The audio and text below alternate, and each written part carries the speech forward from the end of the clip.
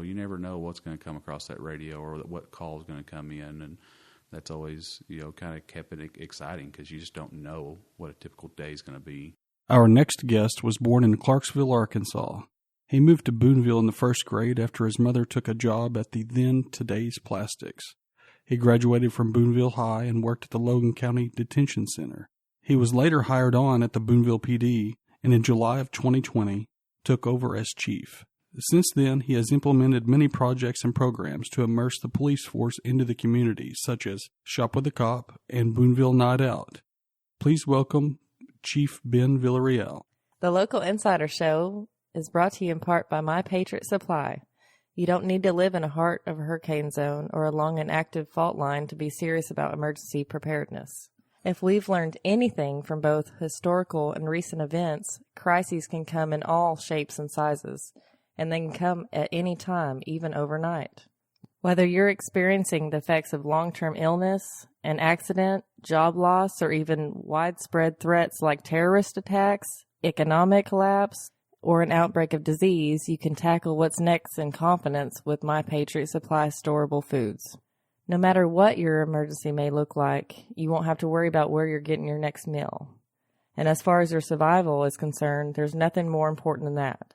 Already our foods and packaging undergo regular, rigorous testing to ensure they exceed industry standards for safety, quality, and shelf life. Ready Hour also conducts regular analytical microbial and oxygen level inspections, as well as sensory testing of raw materials and finished goods in a food testing lab. Don't delay, prepare today. When an emergency is on the way, My Patriot Supply receives a rush of orders that slows their ability to ship as quickly as usual from their warehouses across the country. Go to localinsidershow.com/emergency food to order your 2-week or 4-week supply of storable food.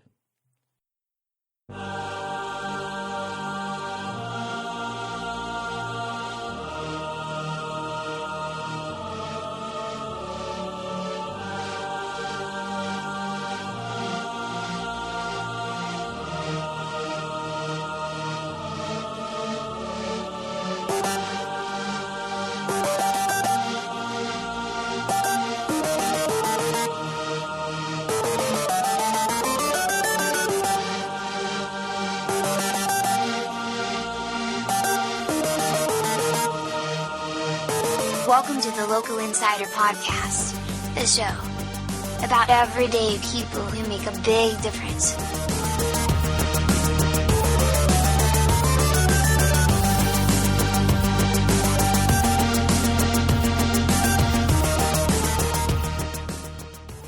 Welcome to the show, Ben. Hey, thanks for having me. So, spring has sprung. It looks as if spring has sprung. Yeah, definitely some good weather this weekend. It's definitely been nice. Spring cleanup is at the end of this month, 27th, is it? Yes, it starts with the week of the 27th. So just to get us started here, tell me a little bit about your background. I know you graduated from Booneville.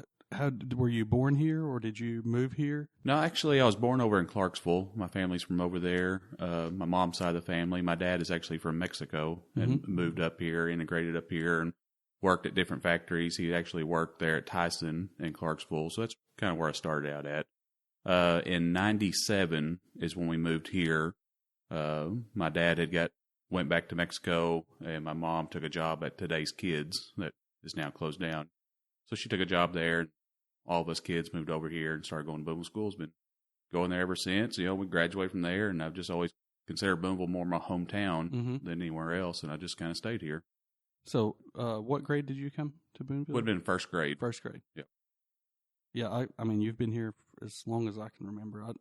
I know I'm a little bit older than you, but when I think of the police force, you're the first person that comes to mind. You and of course, Al Brown's not with the Booneville PD anymore, but you guys were just kind of staples for the Booneville PD.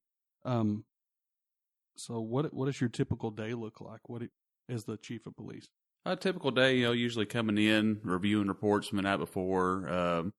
Being a chief in a small town, it still allows me to be able to work the streets if need be. So I may end up having to cover the streets, may end up having to dispatch. And it also gives me that freedom of being able to still be involved in a lot of investigations. So, I mean, a typical day is just kind of overseeing everybody, but I may end up being right there in the middle of it with them as well. Mm-hmm. So as the chief, you have investigators that work for you that I guess you guys have like meetings or whatever, and you kind of direct them, or do you kind of let them do their own thing? I kind of let them do their own thing and then oversee. You know, they may contact me. The investigator this time is Cody Smith. You know, he's been there with me a long time. We actually started at the PD together. I was a nighttime officer and he was my nighttime dispatcher, so we kind of grew up there at the PD together. But, you know, he takes care of all the investigations, and he just contacts me if there's anything he might have a question about or may need assistance on. He does a good job handling everything on his own. Is there anybody that was kind of type of a mentor for you and as far as police work goes? Is there somebody that you look up to that kind of brought you up in the force? There's been several. You know, I've kind of taken my experience that I have, and I've kind of looked at what other people have done in the past, and I've just kind of made a big mashup of everybody. You know, there's been several leaders in law enforcement. It was Al Brown. You know, I started at the sheriff's office, and at the time, Steve Smith was the sheriff, and I took a lot of what he did. Took a lot of what Dale Sharp did. You know, Dale passed several years ago, and just different guys, and I just kind of made my own little mashup of what I think law enforcement should be, and kind of roll off of what that. So what would you say your leadership type is? I consider myself a servant leader. I really like to be out there, boots on the ground kind of guy. I like to lead the charge. And I don't ask my guys to do anything that I'm not willing to do myself, you know. And in that same way, I like to be there for my guys. If they need something, I'm there for them. Yeah, I've noticed there in the overall macro look of how everything's going and been going in the country and even in the state, you see the crime is just, you know, the numbers seem to have gone down, but it seems like Lindsay was telling me yesterday, she was in Paris and she heard like gunshots and somebody's like, it was a drive-by. She said, I never heard any sirens after that. And I just want to commend you on, you know, Booneville. It's almost like we are unaffected by all of that, and it may be that behind the scenes you guys are squashing it before it gets started. But I just want to commend you on the work that you've done. I know that I had Edgar Baker on, and he had absolutely no plans of having anybody in the driver's seat but you, and I can see why. You know, the proof's in the pudding, so to speak. We try to, you know, I got a good young group. You know, I got those guys that just come out every day and want to make a difference. You know, they want to make arrests. They want to be a community involved. You know, I just got a really good group underneath me, and I hope I can keep it as long as possible. That's one thing that some people, I know I'm a little bit interested in knowing. I know the chief serves under the mayor. Does the mayor like give any direction as far as law enforcement, or does he say you do keep doing what you're doing, or how does that work? Yeah, he gives me free range. You know, we may talk about certain things going on. He may have a suggestion as to something, but for the most part, it's pretty much me free range. You know, they don't really go to any guidance as far as actual police work goes about. You know, he just allows me to do my job, keep on working hard.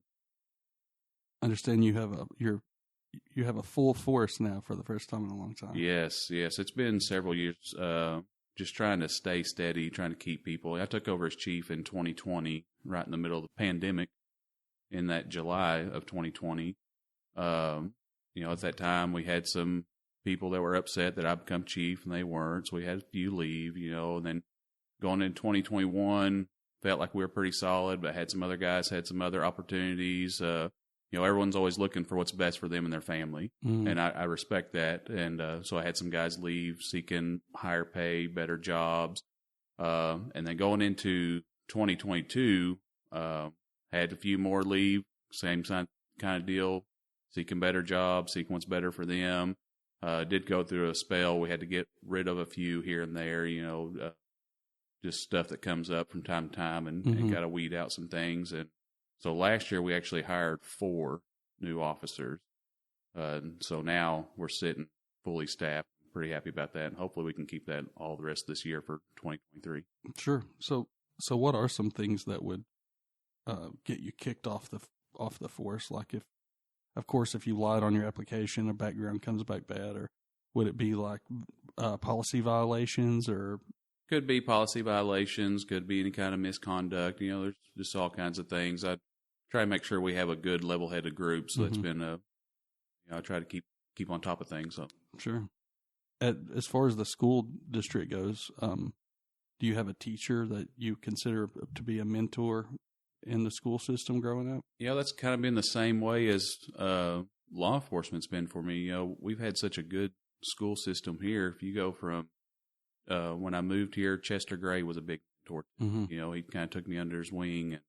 I moved here, my home was kind of broken up. Dad was gone, just had mom. So, he was there a lot. And then you move into those older years, Ricky May was one of those guys. Of course, you had Coach Rippey at the time. You had Doug Schott. I mean, you just have such a good atmosphere of people. Leanne Jenkins, you just had all kinds of staff within the school system that just kind of took you under your wing, kind of seeing you. And that's one thing I've always wanted to stay here for, is that Booneville is a good hometown. There are good people here, and I've always really enjoyed that. And that's a testament to, I guess, where we are in that, when you look at the statistics of people, I guess you could say, if they were successful people, or people that get into trouble or whatever, one of the main variables or factors is whether the father is in the home. And you've proven, obviously that's not the case for you. Oh, I guess that, just the mentorship of all the guys that you just spoke of is probably tantamount to changing that and keeping you from being a statistic. Would you agree with that? I agree. It's strong. You got strong men and women within the community that help raise kids that may not turn out as great, and they kind of help guide. Just something that's always been amazing to me about Boone, have that atmosphere. And I'm not sure if they have it in Booneville or not, but Josh Scott was talking about at the magazine school, they have a program now to where I guess they find the kids that may not have a role model, a male role model, and they meet on Thursdays or something, and it's kind of what you got to experience at the Booneville school. They have a program for it now. Have you heard anything about that? Yeah, so magazine, they have the Watchdog, I believe it's called the Watchdog program. It's been really good. It's a group of dads that kind of go through the school, help mentor kids, just kind of be there, be seen. And, Booneville doesn't have that program, but you still see that within our coaching staff, within our teaching staff, within, programs that Josh Walker's doing up there. You still see that there's a lot of mentorship going on above and beyond just teaching our kids. It's also mentoring. Right. So what do you do in your free time when you're not doing police work? Well, I try to operate a small little farm. So I got some cattle and I got some chickens, things like that. We try to do a lot of that. I stay busy. Of course, I got a house full of kids, so we stay busy chasing kids all over the place. You have 7, right? 7, yeah. One's already out of the house, so really just 6 at the house now. But, they keep us busy. Yeah, I can relate. Yeah.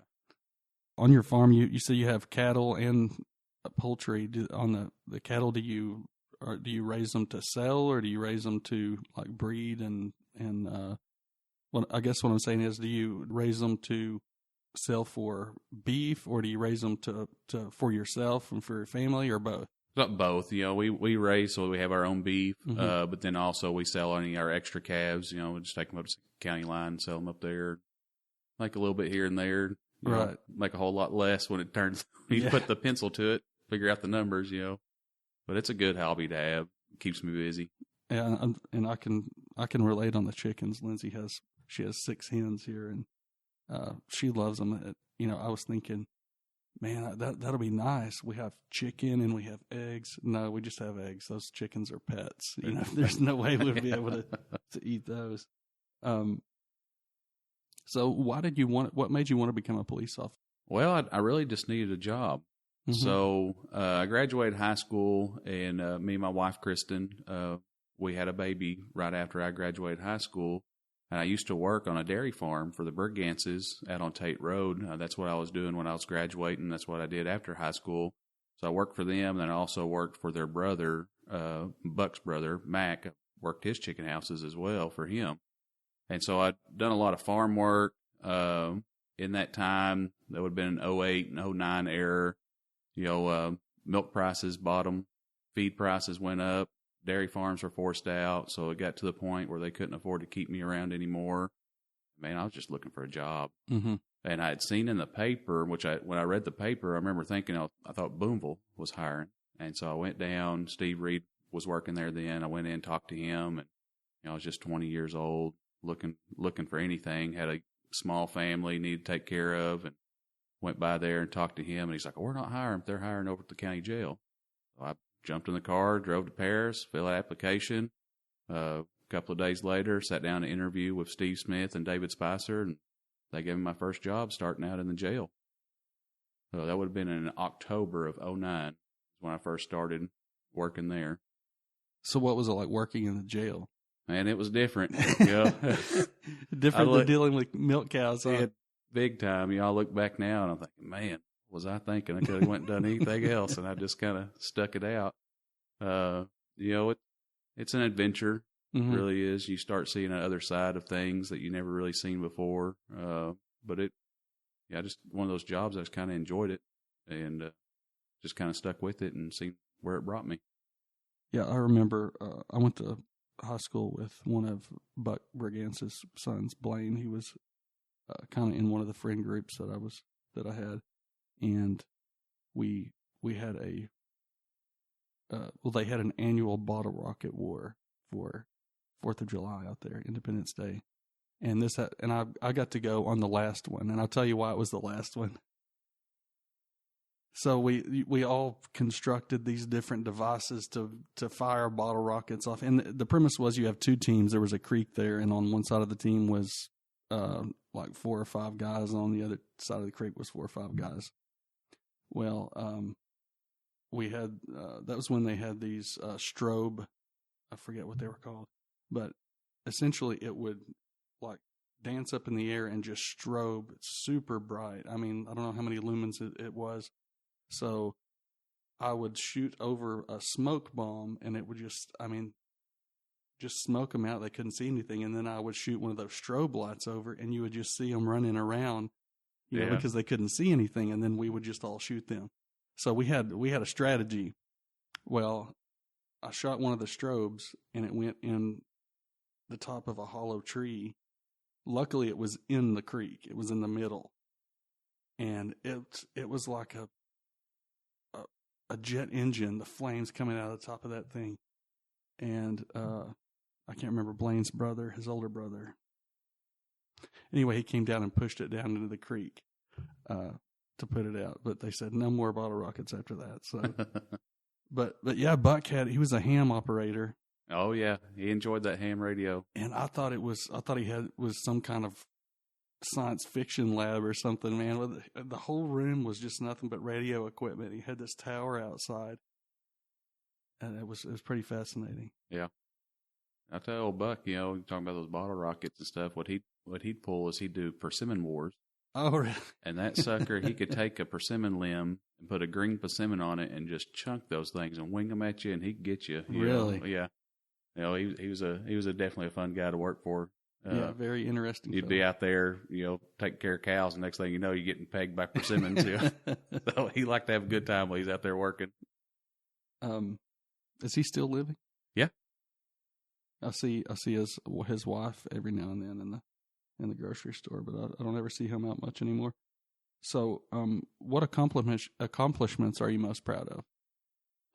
Just being able to be a good dad to my kids. Mm-hmm. That's my biggest. Everything I do is for them and for my family. Just try to make sure I'm always there for them as much as I can be. And, in between work and everything else that comes up. Mm-hmm. My kids are definitely my biggest accomplishment. What area do you see the most problems as far as in Booneville? Is it drugs, or is it? I mean, I don't think we have any organized crime around here, or racketeering or anything like that. But do you think drug crime is the biggest issue? Yeah, definitely drugs is our biggest issue. Of course, if you look anywhere else, all crimes stem back to drugs. Your theft stems back to drugs. Your B&Es, your violent crime, a lot of it always goes back to drugs. Drugs are the problem. And so we get out, battle that every day. And if you see that, if you attack the drugs, all these other crimes kind of go away. We are lucky here. Every now and then we have a few storage units get broke into, but most of our theft crime that we have is within family members. You got some grandsons that may be addicted to drugs, and they go back and rob grandpa and steal all grandpa's tools and sell all his stuff, trying to get that next high. We don't see a whole lot of unknown attacks or thefts in that way.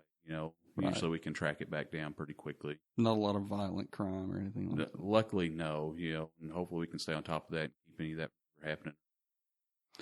So how does let's say if you were a young person graduating high school, and you wanted to pursue a career in law enforcement, what advice would you give that person? Just to try to get in as much as you can. Being 18, you can't really get into law enforcement as a full-time officer until you're 21 because you can't possess a firearm or a handgun. So, get involved, either being a dispatcher, in the jail, just kind of get some of that experience. And a lot of guys, they don't like to sit there and wait those few years and kind of work their ways up. But that experience that you get at that young age will benefit in the long run. At least I feel like that has for me. It gives you an understanding of what the jail faces and what's going on. Kind of build up just an understanding for law enforcement.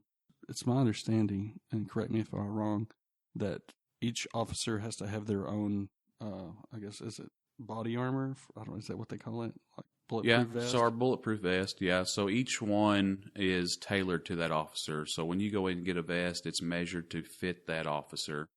And so we try to make sure that those numbers, so when you get one made, those serial numbers will actually match up to that officer. They'll have his name, a profile for him, everything. So it's very crucial that we always make sure they get custom fitted for body armor because, guys, different size. You may find one that kind of fits, but if you turn just right or drop your shoulders just right, well, then that exposes what's called the triangle of death right here in your above your collar. So we want to protect those guys as much as possible. So we always try to make sure they get custom fitted for those vests. I see a lot of videos where officers and they have their hands on their vest and they're constantly, it's like pulling it down. I'm like, don't don't stretch that dude out. Don't do that. Yeah. So do they have a shelf life? Do you have to replace them every so many years? Every 5 years. The factory and the manufacturers, they only guarantee those for 5 years. Try to replace them and make sure we stay on top, get them replaced every 5 years. The reason I ask is with all the new officers, I was talking to my wife and I was like, we need to have a fundraiser. I know they did that with a county a few years ago, like to where we can donate to the city to help offset some costs because we finally have a full police force and we want to keep it that way and want to make sure everybody's got all the equipment they need. Is that something that a citizen could do, would be to like have a fundraiser and all the benefits go to that? Oh, yeah, definitely. If anybody ever wanted to get together and organize something like that, we definitely those funds. That just helps us. So we operate off of a 1 cent sales tax. We get 22% of that 1 cent comes in the police department. So that we average about $18,000 comes in off that 1 cent a month for the police department. So that's what we have to operate off of in our budget. And that's cars and fuel and everything. Office expense, and it seems like any more, anything government related, just overpriced. Yeah. That hits us all the time. On average, outfitting an officer, by the time we get them a vest, get them handcuffs, get them pepper spray, get uniforms, if it's a brand new officer, we're having to send them for a psychological testing, having to send them for physical testing, so just to get someone outfitted and ready to work is costing us anywhere from $2,500 to $3,000 before we can use that person and put them out there. Wow, that's a lot. Yeah. So you don't hire to see trial periods. You want to make sure it's guaranteed. Yeah. And then you're up against, what does the county pay their people, and to try to keep who you hire at home, so people want to jump ship to go make more money or whatever. But I understand that the city has just increased the pay for the police department.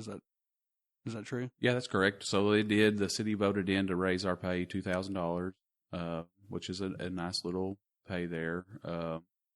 But we're still in this needing to do more and needing to do better. Of course, it's across this whole county, and of course, it's you look at other departments, it's everywhere. It's nationwide. It's hard to keep law enforcement. Back one of the big drives that brought me from the sheriff's office to Booneville was the pay increase. Mm-hmm. And I believe then it was like a $5,000 to $7,000 a year increase, whereas now I think we're only sitting within $1,000 difference from what deputy patrolmen are making for the city. Mm-hmm. Obviously, you prefer the city over county because you're the chief there. But what are some of the good and bad of each? I know I would think the city would be, for me, it would be a better fit if I were going to do it, because you don't have to worry about what's going on in Paris, and if you get a call and you have to jet over to Paris, there's always, that's a risk. You're having to drive a high rate of speed or whatever, just you would be home. Yeah, definitely with the city, you do have the benefit that you're just responsible for the city. Mm-hmm. Whereas the county, they got a large area to cover up. But it also depends on what kind of work you enjoy doing. When I first got started, I'd work when I got promoted to a deputy at the sheriff's office, I'd work the night shift from 12 a.m. to 8 a.m. by myself, and I'd have the entire county myself. I think, that's a lot. But, at being young, I really enjoyed it because I would zip from one side of the county to the other chasing calls. It was a good time for me. And then coming to the city, you do have that, you want to run out and do something in the county. You're like, I'm just as responsible for the city. Right. But we actually have a great working relationship that we help the sheriff's office out and do take a lot of calls outside the city limits just to kind of help them out, because we know they are kind of stretched thin at times. Mm-hmm. So are each of your patrolmen, is everybody kind of deputized, or how does that work? No, but through the state, all officers are commissioned through the state in a way. So they have arrest powers anywhere they go. So what they'll do is they'll go out, take care of a situation, wait for the deputy to get there, and then let the deputies take over once they arrive on scene. So you could actually respond to a call that's, let's say, Driggs or somewhere like that, and just kind of go and I guess what's the term that you used? We could go and detain that person. Yeah. So we can go out there and kind of calm the situation and wait for a deputy to come on. What we wouldn't do is pursue charges in that area. We would have to contact that local jurisdiction. Even if you got a guy traveling to the academy and witnessed a bank robbery, he could stop there, intervene, and detain them, and then turn them over to the local jurisdiction. Really? Yeah. I did not know that. It's not like Hazard County, is it? You get to the line and you turn around when you get to the line. Yeah. So, most, something like that, we're not going to really pursue. It's not like we're hearing calls in Little Rock and taking off down there to help them, So we stay here and take care of our own stuff. But if you happen to see it, I guess you could. Yeah. So, do you guys all wear body cams? So we're working on that. I've recently just started working on a grant to help purchase body cam. We had some back in 2013 to 2015 when Al Brown was the chief, and what we ran into was the quality where they just didn't last at all. Mm-hmm. Really, that's another one of those things I was talking about, the government expense. I'm looking right now at getting a 10-camera system so that all the patrolmen will have cameras and we'll have a few backups, and that right there is $32,000. Jeez. So we're working on that. I filed a 50-50 grant and working on that, so they'll match half of that. I think that'd come out to like $18,000, what we'll have to come up with to cover the other half. Yeah, that'll be good. And for people that don't know, that the body camera helps everybody involved, because you have all these YouTube videos of people everybody has a cell phone now, and you get one side, they start recording, like when they have somebody on the ground and there's 4 guys on them. They don't show the part to where the guy was hitting everybody around with a chain or something that, Yeah. Definitely that body camera, it'll show as soon as the officer's exiting his vehicle and start showing what took place and document everything. And, that'll help us with court cases. It'll help with people trying to file officer misconduct and be like, well, no, this is what really happened. You can't alter that. So, looking forward to that. And the guys are looking forward to it as well. It's gotten to the time that they're like, hey, I don't want somebody coming out here and saying I did this when I didn't do it. They don't mind having the body camera just to prove them wrong. Mm-hmm. Yeah, especially if you have, if you're in a situation where you have one officer responding to a call, and then it's kind of like your word against theirs of what happened. Yeah, and that is, for a small area like us, that's usually what's happening. You got one person out there taking care of things, and so it's good to have that backup on that camera for them. Was it last spring that you had, or it was fall when you had the police appreciation thing downtown? What was it called? So the National Night Out, we did that in August. Yeah. So part of what I've wanted to do is get the police department more community involved, which coming in during COVID, with all the restrictions there, that was a little hard just to figure out what to do. So we did launch in 2020. We launched Shop with a Cop. Mm-hmm. Tremendous. I mean, the amount of support that come out that first year, we were looking at just helping. I think we had planned on like 10 kids, and the donations that come in, we end up helping 25 kids, and then going up to 50, and we just keep growing every year off that. And it's just been amazing to see the support we've had in that. So since 2020, we've been able to hold that every year. And then going into last year, it had been my plan to join this National Night Out. And I wanted to start it in 2021. Well, there were some issues and some timing things that I couldn't really launch it. And so then going into 2022, I said, we're doing it. Mm-hmm. We're just going to do it, So we launched that. The amount of people that come out to that, I was expecting 100, 150, and we probably had over 400 people down there. Had kids on water slides, had officers getting dunked in Dunkin' booths. Steve Reed donated with Reed's Barbecue. They donated pulled pork sandwiches and hot dogs, and we just got completely wiped out. And I bought close to 400 bottles of water, and I think we took one case back with us to the PD. Wow. We just got wiped out, but it was a good time. It was good to see the community out. Brad Smith, he works for me part time, so I had him set up as a DJ out there playing some music, and I just felt like everybody had a really good time with that. We'll be doing that again this year in August. This August. Yes, sir. Awesome. Yeah, I showed up right when it was starting, and to see the amount of people just funneling in, it was amazing. After the pandemic, and seeing people weren't really showing up, and even kind of pre-pandemic, it seemed like there was some apathy in people. But now people are eager to get out and interact with folks again, and that's what I saw last year because I'd forgot that it was happening, and we ordered benjamos, and I stopped and I was like, oh yeah, tonight's the police thing. So we took the kids over there, and it's amazing how many people showed up. I was really happy to see that. It definitely was, and we really enjoyed it. Can't wait to do it again. I know you have some crazy stories of some calls that you went on that you don't have to mention any names, but what's the oddest call that you ever got when you were on patrol? We've had some people you go in to get them before, and they just act like they're not in there, and you're like, oh, like a guy in a closet. Like, I can see you in the closet, and it's like, no, I'm not here, Yeah.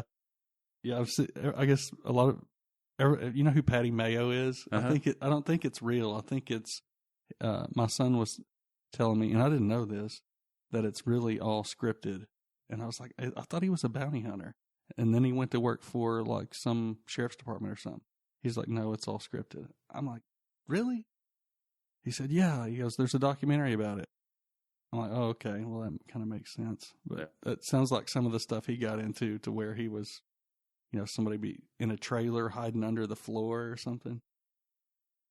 What's an important characteristic of an effective police officer? Just being a people person. Mm-hmm. You do have to have that characteristic because you deal with people on all levels. You may be going to deal with an elderly person that just locked their keys in their vehicle, and you got to help them out. And then you turn right around in the very next call, and you're dealing with the worst person. So just having that understanding of treat this person this way and treat this person this way, kind of filter back and forth between who you're dealing with. Mm-hmm. And you'll see a lot of officers, they don't have that. Luckily we have that around here, mm-hmm. but you'll see some other places, they're one way, right. And they treat everybody the one way. And then somebody that just wanted their vehicle unlocked or needs a little bit of assistance, they're like, well, that was kind of rude. Mm-hmm. Well, you have to get to that person's level. Right. And sometimes to be an effective police officer, you do have to, when you're dealing with somebody, you have to be a little more stern with them. Mm-hmm. Somebody that doesn't want to listen, somebody that has committed a crime, you're going to have to get to that level of authority that they need mm-hmm. in order to get them to comply with you. So that does a big characteristic of just being able to understand people and float back and forth between what's needed. Right. Kind of do a cold read and know if, what type of person they are, what type of mindset that they're in. And to go from that authority level to going right back to being an everyday guy, mm-hmm. So that's a big characteristic right there that you need to have. So what is what's the most popular call that you guys get? Like, is it get a cat out of the tree, or is it my husband's beating the crap out of me, or what's the most calls that you get coming into the PD? Yeah, most of ours are probably suspicious people. Mm-hmm. We get a lot of those calls. We do handle a lot of the unlocked day-to-day calls. As far as crime-wise, a lot of it is, I just seen these two people over here, and I think they're up to no good, mm-hmm. or I may have heard a loud noise over here. We go through years where we don't really have that domestics. Last year was one of those. We didn't have too many domestics, and then you go through years that it's an increase. And that's the beauty in a way of law enforcement is every day's different. You never know what's going to come across that radio or what call is going to come in, and that's always kind of kept it exciting because you just don't know what a typical day is going to be. The other law enforcement officers that I've had on the show said that exact same thing. I was like, what's your typical day? And they're like, there is no typical day. Every day is different. Every day is going to be different. So that's kind of neat. So if they really don't like monotony, that's the route to go. Yeah. And in law enforcement, it's one of those things. If you plan lunch, it's probably going to get ruined. You eat when you're hungry. You don't try to plan it. Right. Unless you have to be somewhere for lunch, unless it's a meeting. I see you're kind of tell us about all of the different clubs and organizations that you're in. I know you're on the executive board for the chamber. Are you any Kiwanis or anything like that? Are you in any other social or civic groups? Not any other civic groups that I'm a part of at this time. I have attended, anytime they ask me to get there, I do try to come in and do an update for them mm-hmm. and speak with them. So I was added to the chamber last year. Been doing that route with them and helping out with the chamber. I attend church at First Baptist here in town. Try to assist the Boys and Girls Club. I'm on a safety plan committee with them. Mm-hmm. So we meet quarterly and talk over some safety stuff there. Anything the club, I'm there for them. I haven't joined a whole lot of other civic groups because, in that not knowing what a typical day is, mm-hmm. I don't want to keep my week where I have to be at this meeting, right. And, so if I start doing that, I feel like I won't be able to do my job correctly mm-hmm. and whatever else needs to be done.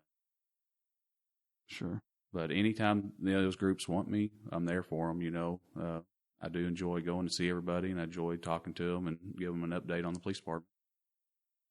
One thing that we see a lot on social media here is we see people that are talking about people mistreating their animals, and they have them, they're never locked up and stuff.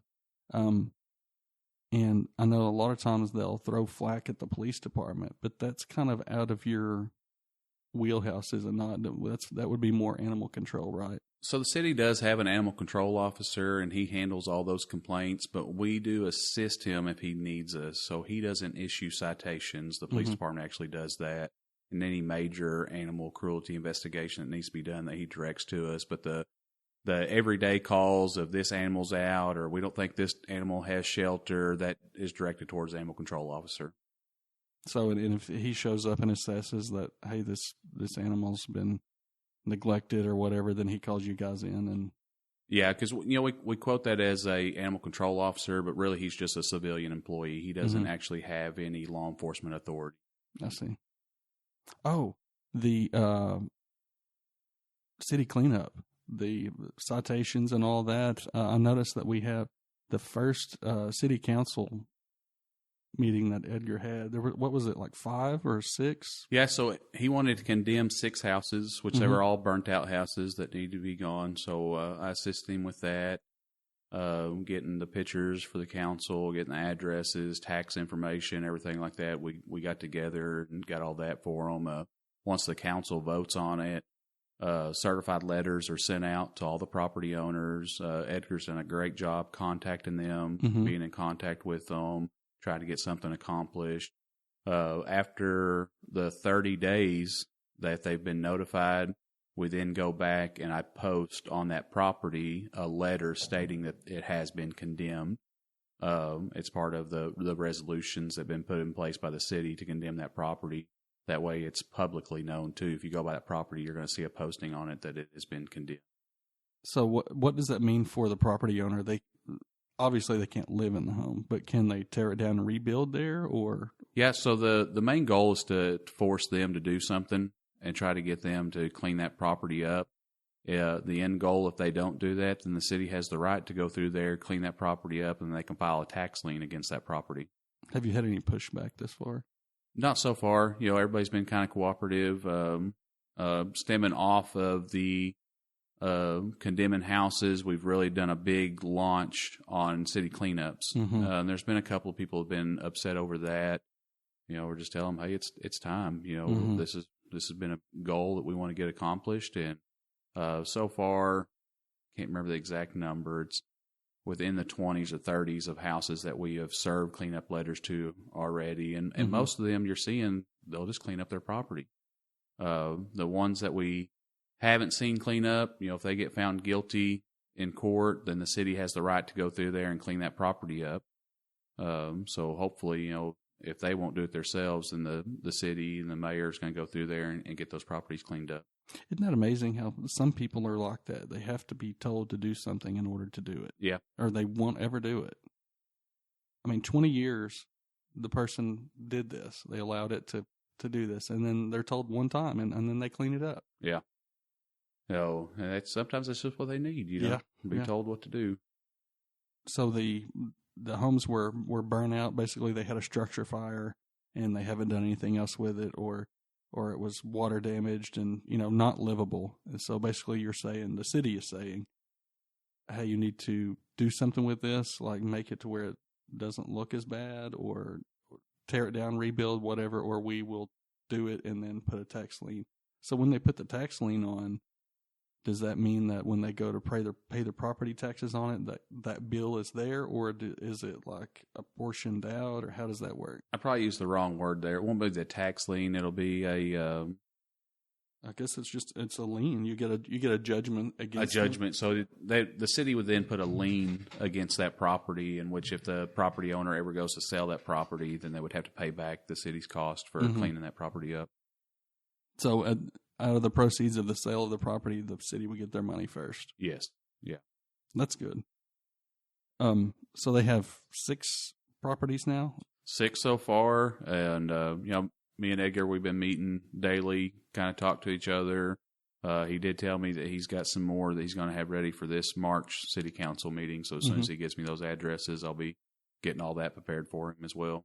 Yeah, when he was on the show, he said he was going to have a board in his office. He's going to have all the the properties, and he's going to systematically go through them and get them all cleaned up. Yeah. That was one of his driving factors, I guess, or one of his priorities. And that's been a thing you got to figure out. How can we attack this and stay on top of it? I've had that since 2018. 2018 is when I became the lieutenant for the police department and took over CID and took over some small admin things. And then is when I was starting to really wanting to clean up the town. Mm-hmm. And so I talked to the city, worked on some things, and we actually rewrote the city ordinance for the cleanups to where law enforcement could just go by and enforce it. Mm-hmm. Because before it was a complaint basis, whereas a citizen, a neighbor or somebody would have to complain about that property. Mm-hmm. They would complain to City Hall. City Hall will then turn it over to us, and we would go out and serve a cleanup letter. Well, we rewrote the ordinance in 2018 so the city and the police department can just go out and enforce it. Mm-hmm. And been trying to develop that for several years now and trying to streamline it in a way that it can be enforced. So what I've done since I've become chief is I assigned 2 officers to each ward. The city's made up of 3 wards. Mm-hmm. So I assigned 2 officers to each ward, and those 2 officers are responsible for cleaning up that ward. So part of going into the next warmer months, their task will be to go out, seek properties that need to be cleaned up, serve them letters, and to stay up on it, to try to help stay up on that task because they get 20 days once the letter's served to clean the property up. I've put up a marker board in our squad room that they can go through there. They can write the property, write the follow-up date, and just kind of keep track of it.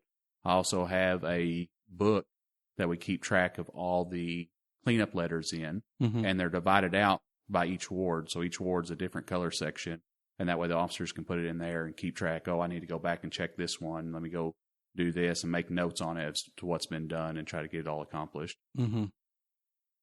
Yeah, one thing I've noticed about leadership in law enforcement, the people that are in the leadership roles are squared away, man. Like they're systematic. You show up to the I don't know if I'm squared away, but I just try, man.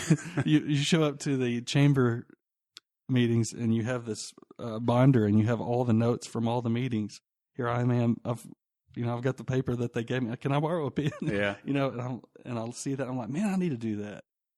That would be much better. So yeah, I can see where you have all that systematically in its place. Like I said, it's one of those things that's been developing, just trying to streamline it in a way, and it's one of those challenges too, of just getting those guys wanting to do it because Mm-hmm. they want to fight crime, Right. We want to go out there and make arrests, and, Mm-hmm. and I'm trying to tell them, hey, we can make a difference this way too, and that you give a roach a place to live, it's going to live there, right? Right. So, but like I said, I got a good group, so they're going to fall right into it and start doing some good. That's good. While in town, I've seen blue lights a lot more lately. Like, I guess people are people speeding more, or are we enforcing speeding more in town? I know the policy before was kind of we would let the county and the state kind of do that, and we would do the crime fighting in the city. What's your stance on that? We've just been out there kind of slowing some stuff up, and that comes with everybody's got their niche. Yeah. Everybody's got their drive that they want to get out there and do, and you may have an officer that's what he likes to do is get out there and kind of slow people down. Mm-hmm. So let's kind of let them work that way. Sure. They want to work as long as it's not causing any issues. And we got a major highway through here. Right. We got a lot of walkers going down the highway, a lot of bicycle riders. So it's good to have them out there and kind of slowing back down. Just getting a reminder that we do need to obey the law every now and then. Sure. Yeah, definitely. So, what are your plans for the future in the PD? Just to keep on moving forward. Mm-hmm. It's always, I'm trying to build out maybe a part-time group that turns into funding, being able to have that. I'd like to have a few more extra guys out there. Mm-hmm. So if we're fully staffed, you'll have at least 2 officers on per shift for the most part. So we have officers that work from 6 a.m. to 6 p.m. And then you have an officer that works from 12 noon to 12 a.m. And then another officer that works 6 p.m. to 6 a.m.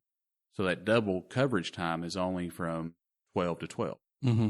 Well, I'd like to be able to find a couple of part-time guys that want to come out, maybe work during the night. Maybe they work a night shift somewhere and they have trouble sleeping at night, can't ever get in that routine. They want to come out and work with us a little bit or something. Mm-hmm. or maybe even a reserve basis. If I ever have funding for that, I'd like to add that on. So just you have more of a presence. You know, if we can have an officer every couple of blocks, you know, we're going to see a lot less around here. You're going to see a lot less crime, a lot less drugs. Right. You know, I'm trying to get it to the point that people realize you come to Booneville, you're going to go to jail. You know, don't commit crime, don't sell drugs in Booneville because you will go to jail. Yeah, that's half of law enforcement is being there. You know, the presence. A lot of crime is deterred just by seeing. Oh, definitely. Law enforcement. Is there any other programs or things on the agenda for the PD or you personally coming up? Right now, it's just the same programs we've had. You know, the Shop with the Cop, the National Night Out. Like I said, we do get out to as many groups as we can. We had just last week, myself, Lieutenant Smith, and Sergeant Nichols went out and spoke at the Girl Scouts meeting. We talked to them about cybersecurity. We talked to them about how to call 911. So definitely you're going to see us more and more just out in the community, going to these small groups, going to the clubs, and just being in the presence of kids and trying to, you know, be there for them and let them know we are here for them. And, you know, an officer is a safe person you can come to. And Sure. We want to educate our kids around here as much as we can. So that brings up another question for me. You mentioned cybersecurity. If somebody has somebody if let's say you have a high school kid and they have a person that's harassing them online, would the person come to and they lived in the city limits, would they come to the PD or would they need to contact? Yeah, you can come to the PD and we'll help direct that. But you know, kids facing a bully online, block them, get rid of them, stay away from them. You know, that's what we told those little girls to do. Don't entertain that at all because that's what a bully wants. They want you. They want to get up under your skin. They want to upset you, and if you respond to that, they know they got you. So we, just block them completely. They thrive on that negative energy. And you see some adults that are that way too. You know, they'll come in. It's like, oh, this guy keeps messaging. Well, block his number. You know, be done with him, and he won't message you no more. You know? Yeah, some people they didn't know that was possible. You know, they like especially on cell phones, they didn't know that you can block someone's number. Yeah, I'm like, it's easy. Anytime you get a spam text message, add that to the block list. You won't get any more from that. You know, you won't see it at least from whatever it is, Walgreens or whoever. Yeah. All right, man. I want to be mindful of your time. We're right at an hour now, so I just want to tell you how much I appreciate you coming on. Not a problem at all. We have any updates? Like what I would like to do is, I know you come to Rotary once a year to give an update. I would be open, and I would like if you would come on and kind of let everybody know all that info. That was very, very valuable info. There were like, how many vehicle unlocks did you have? Like 200 and something? 200 and something. And which I do those quarterly at the city council meetings too. So if that's something you want to put together. So it'll be streamed online anyway. Yeah, but I mean, if you want to have a private sit down, we can definitely do that. Go over some stuff, talk about some of the big cases or anything like that. That would be awesome. Yeah, anything to help out, man, I'm here for you. And but yeah, I do those quarterly, and that's something we hadn't seen before. So that's one thing I liked to add was to actually be at the council meetings and give those updates as to what the police department's doing. Before it was just done once a year, and I thought that's not enough accountability. You know, if you're only doing that once a year, and I like to keep myself accountable. So that's why I started setting it up as the quarterly. And people like to hear what's going on. You know, they I know the number of you mentioned something about the state saying you had to issue so many traffic tickets or something like that, or you couldn't issue more than so many. What was that about? So last year, during our audit, we get audited every year by citations that we write. So we write citations. They track them through district court and make sure that district court's doing their job. It's as a financial audit, but they when they do that, they go back through the tickets. And so when they go through the tickets, they're looking for speeding tickets because in the state of Arkansas, it is illegal for the police department to operate a speed trap. Oh. You can't bring in revenue, and I think it's 30%. You can't bring in over 30% of your proposed budget cannot come in from speeding citation. When did that law get enacted? I want to say maybe around 13. I got to look at it again. I've read it before. I've read the act before, and I can't remember what year it was put in place. Because I noticed going through Central City now, there's not near as many people getting pulled over. I'm not saying anything bad about Central City, but if you go to Fort Smith the Charleston way, you would always see somebody pulled over at Central. Oh, yeah, they had that 22 stretch locked down, didn't they? Yeah. So the auditor, she comes to me, real nice lady. She comes to me and she's like, hey, I got to looking back through y'all's tickets, and for 2021, the police department didn't write any speeding tickets. She's like, why is that? Well, I said, we typically don't write a whole lot of speeding tickets. We don't work a whole lot of speeding. We're working a lot of drug cases, and speeding may be used as probable cause to pull somebody over, but when you find a couple ounces of meth on them, why would you add that speeding charge, or also maybe driving on suspended. So you kind of cut people a break, and you're like, oh, well, you're already driving on suspended. We're going to overlook the fact that you're speeding and just write you the driving on suspended, and she's like, well, I can't properly do my audit because there's no speeding tickets. I was like, and that's so I'm like, what audit, and she's like, well, the speed trap audit. I was like, well, obviously we're not a speed trap if we wrote no speeding tickets. I mean, check that off the audit, is what I would think. But I explained to her the city does have, we have two city ordinances, 907 and 908, that were put in place in 2013, I believe. There's a lot of stuff happening in 2013. But one of them covers the disregard of city street signs, so that follows into stop signs, traffic signals, speed limit signs, things of that nature. And then we also have the hazardous driving. And those city ordinances, they're taken as civil penalties, in which that's a $100 fine and just comes directly back into the city. So a lot of times, instead of writing the state statute, we'll just write the city ordinance statute and charge them on the city ordinance. That's brilliant. Yeah. In my book, I remember the stop sign thing. I didn't get a ticket for a stop sign issue or anything, but I remember hearing the mayor talk about it in one of the city council meetings about how they had done that. And I thought that's genius. That's more revenue for the city instead of sending it off to the state for. And you see a lot of drivers that really appreciate this too, even though they've received the citation, because it is taken as a civil penalty. So it doesn't reflect back on your driving record. So your insurance doesn't go up. So then when they realize that, they're like, oh, here, I was guilty. I'm going to pay my $100 fine. Because you'll see a lot of your everyday drivers, they'll plead not guilty when it comes to pleading arraignment, just because they want that opportunity to talk to the prosecutor and talk to the judge and say, hey, I'll pay this fine, but can I keep it off my record? And so you'll see a lot of them, once they realize that the civil penalty won't reflect, they'll just go ahead and pay the fine. Yeah, that's a good thing. Well, Ben, again, I appreciate it. Here, I just keep talking. Oh, that's fun. I appreciate you coming on, man. I really do. Yeah, hopefully you got some good content. Like I said, anytime you need me again, just let me know. Awesome. Thank you. Yeah.